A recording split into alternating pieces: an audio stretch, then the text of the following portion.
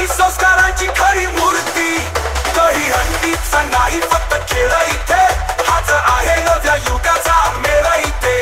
क्षितिजोत्सव गाजणार जगभर, वसई विरारचा उठणार नवा.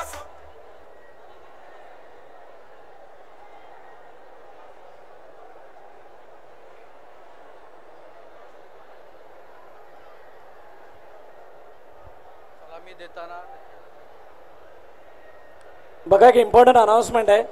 27 तारखेला जो क्वालिफाईंग राऊंड झाले होते त्याच्यामध्ये ज्या 47 गोविंदांनी सहभाग घेतला होता आणि ते सुपर 16 मध्ये क्वालिफाय झाले नव्हते, त्या सर्व गोविंदा पथकांपैकी कोणी मेंबर्स जर इथे आलेले असतील तर स्टेजजवळ येऊन आपण अतुल माने यांचे संपर्क साधायचा आहे.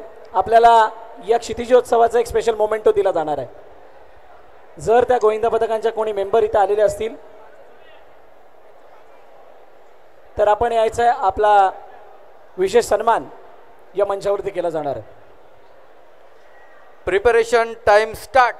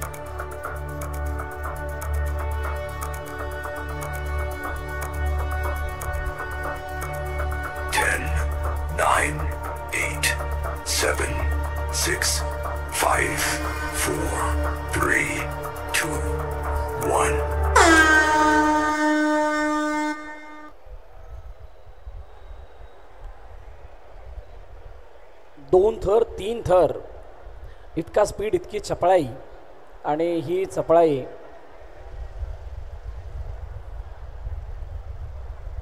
चौथ्या थरापर्यंत गेली आहे.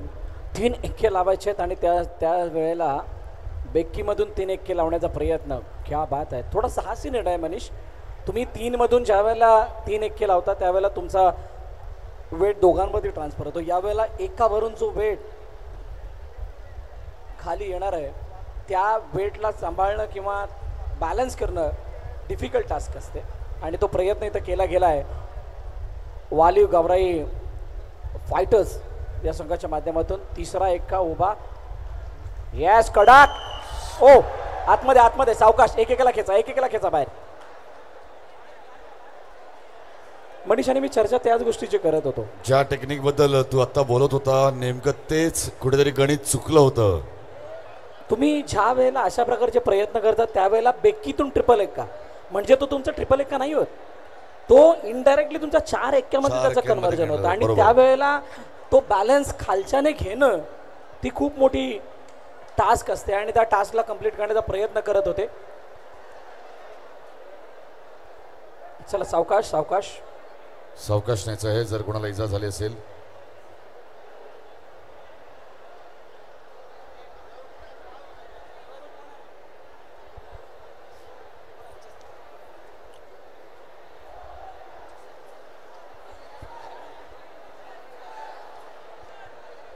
यानंतर शूरपारक स्ट्रायकर्स आणि नवघर माणिकपूर डिफेंडर टीमच्या कॅप्टन्सने टॉससाठी यायचं आहे. Over to referee. नवघर माणिकपूरचे डिफेंडर आलेले आहेत. मी विनंती करतो शूरपारक स्ट्रायकर्सचे कॅप्टन. Attempt unsuccessful attempt. आणि वालीव गवराई फायटर्स या संघाच्या बाटाला अपयश आलंय. हताश निराश चेहरे, दिवसभराची मेहनत आणि त्यानंतर अशा प्रकारचा अपसेट कोणालाही वाटत नाही की असं व्हावं.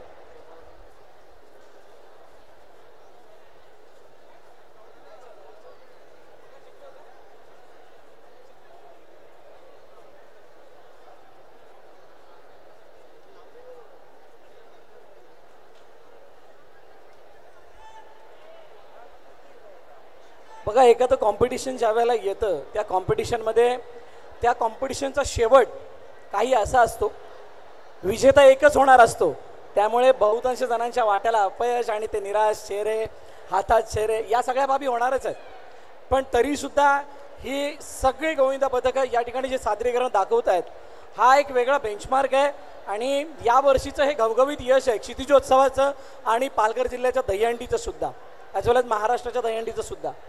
सॉरी परत 1 मिनिट इंटरप्ट करतोय. आपल्याला एक डेबिट कार्ड सापडलेलं आहे. पार्थ सचिन प्रभू. पार्थ सचिन प्रभू जर उपस्थित असतील तर संपर्क करायचा आहे. एक डेबिट कार्ड सापडलेलं आहे ज्यावरती पार्थ सचिन प्रभू यांचं नाव आहे. तर तुमचं डेबिट कार्ड इथे आहे. जर तुम्ही ऐकत असाल तर इथून कलेक्ट करायचं आहे. Shurparak striker. Okay Bharat, over to you.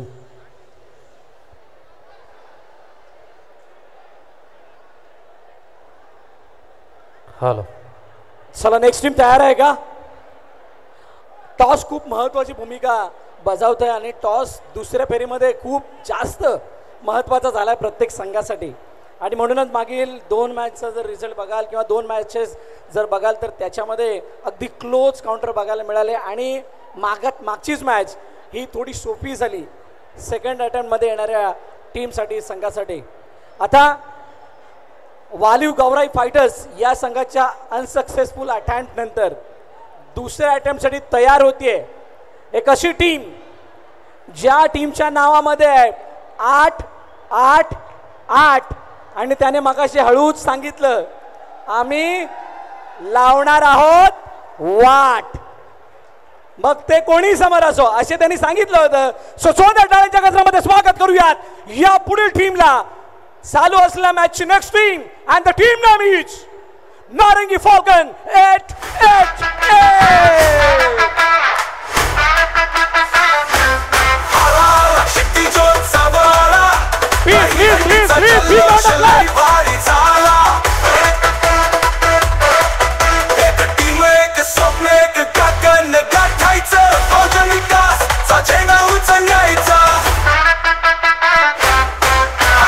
विश्वास डोळ्यात तेज ही केवळ स्पर्धा नाही हाच जनतेचं स्वरूप. आला क्षितिजोत्सवाला दहीहंडीचा जल्लोष लय भारी झाला. युवा मन नवा रस्ता नवी उमेद जितेंद्र ठाकूरच्या मार्गदर्शन आमची खेळभूमी सजवते वेळ. Thank you thank you thank you thank you. चला तर शुभेच्छा देऊयात. या संघाची खासियत काय माहिती आहे का? या संघाचा प्रशिक्षक हा पालघर जिल्ह्यातील सर्वात कमी वयाचा आहे. नाव आहे Mangesh, master mind Mangesh. So देऊयात खूप साऱ्या शुभेच्छा या नारंगी फॉल्कन 888 या संघाला.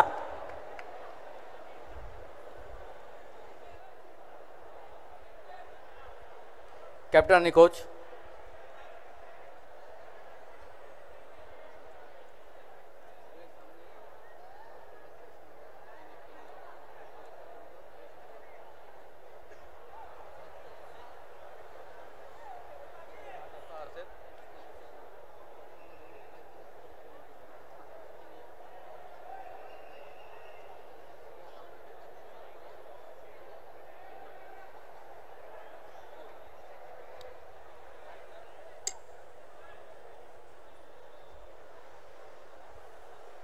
Preparation time start.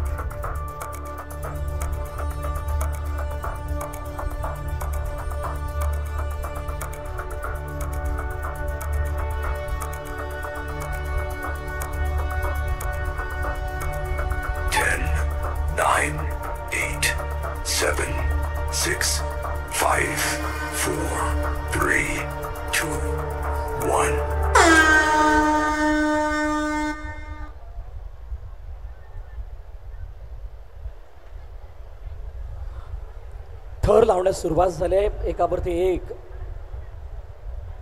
गोविंदा आपले थर रचत असताना कोणी पटवरून गेलं. हा अटेम्प्ट आवडला. ज्या वेळेला 3 एक्के उचलणारा गोविंद आहे तो पटवरून गेलाय त्या 3 मधल्या गोविंदाच्या पटवरून, त्यानंतर 3 एक्क्यासाठी उभा.